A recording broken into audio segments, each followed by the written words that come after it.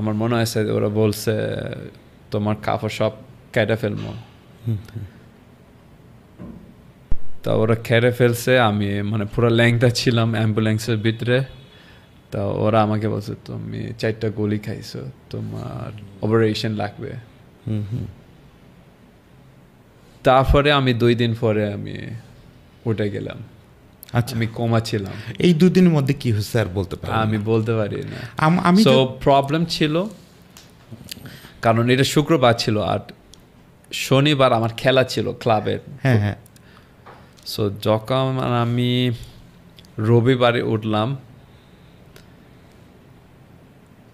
আমি নার্সকে বলছি আপনি একটু আমার ফোন একটু দিয়ে দেন, আমি আমার কোচকে বলবো আমি কালকে আসতে পারবো না।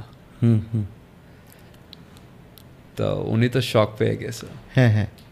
কারণ আমার মাথা এখনো শুক্রবার, হ্যাঁ, বাট রিয়েল টাইম হচ্ছে রবিবার। রবিবার।